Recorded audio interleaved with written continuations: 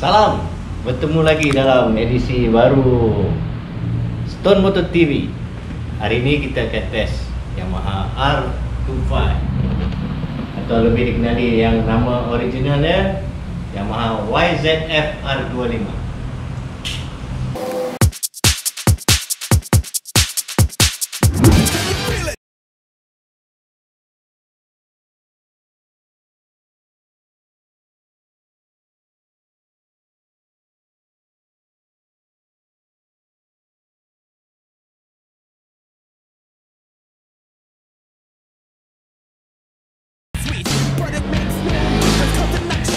Hey, salam. Hari ni aku dengan Amir dah pergi tiga motor. Kita dah minta Joe test motor R25. Jom kita masuk. Jom. Dah ni. Masuk dulu. Assalamualaikum. Hey yo. Hey. Naik motor ni yang kamu datang kat tiga motor ni. Hari ni kita nak minta tolong test Yamaha R25 yang terbaru. R25 ha? Ready? Ready. Boleh? Boleh. Okey. Siap. Kita tunggu Joe suit up dulu. Okey. Jangan aku 2 minit. Sementara tu kita pusing-pusing kedai.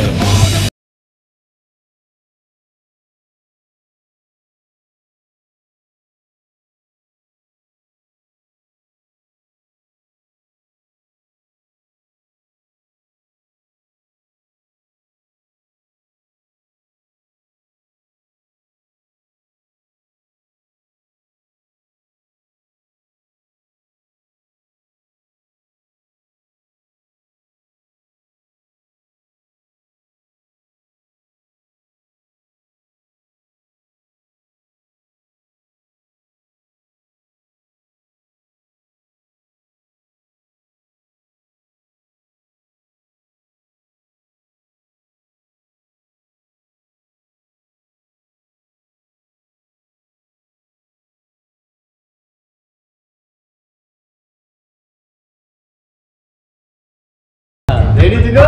Ready bro. Yo. Let's go. Jom. Let's go.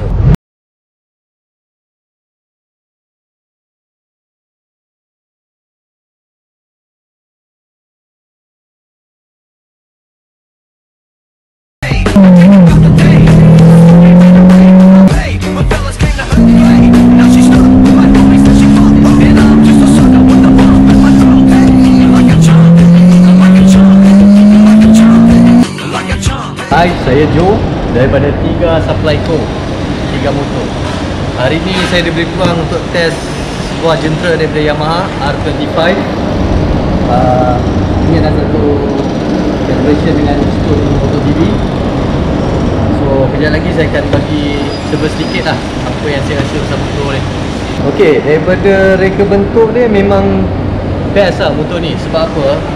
For entry level bike, kalau siapa yang ada niat nak mencuba superbike atau full fairing bike ni, saya rasa R25 ni memang terbaik.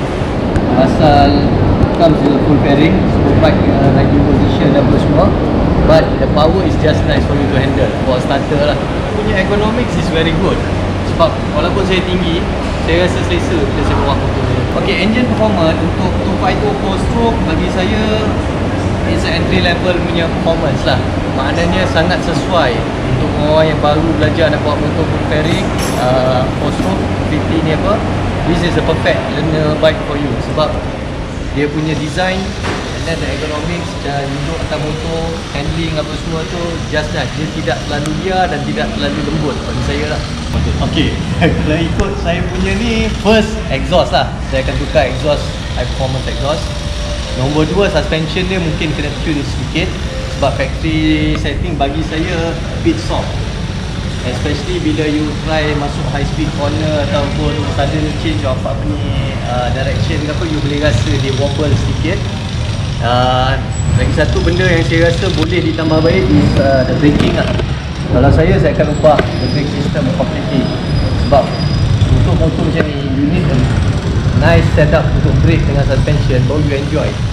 Sebab power dia just nice untuk you layan corner, commute di balik kerja apa semua. In fact dalam traffic jam pun untuk you cilok tu semua Saya rasa memang senang lah.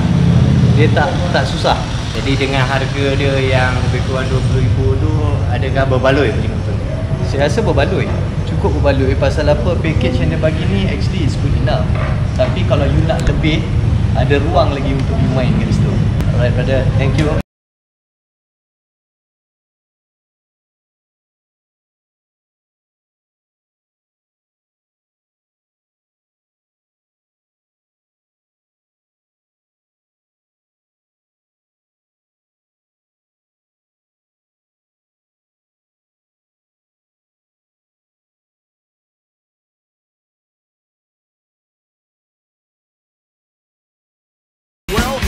R25 versi baru ni dia datang dengan fairing yang baru, lampu depan LED, semua dah direka bentuk untuk menyerupai Yamaha M1 Valentino Rossi punya lah. Dia punya enjin sama seperti R25 yang asal, yang dulu punya. Tapi dari segi suspensi dia ada perubahan dekat sini lah. Fork dia sekarang ni fork yang jenis terbalik.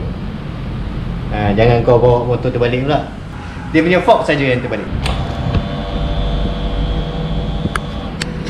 Ini meter dia yang baru.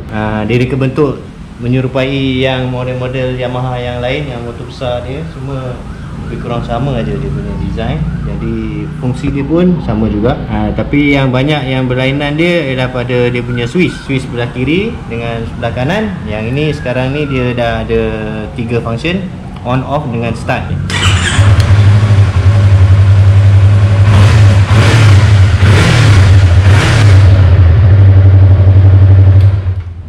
Di sebelah sini pula dia punya butang horn dia dialihkan ke atas sikit. Agak kekok lah pada permulaan yang nak pakai. Tapi setakat dari tu tak ada masalah lah, lepas dah pakai sekejap. Kalau kita daripada Y suku pergi ke R15 dan seterusnya ke R25, kita dah tak perlu nak naik lagi dah. Dia dah kira mini superbike. Tak percaya? Cuba tanya Valentino Rossi. Yamaha.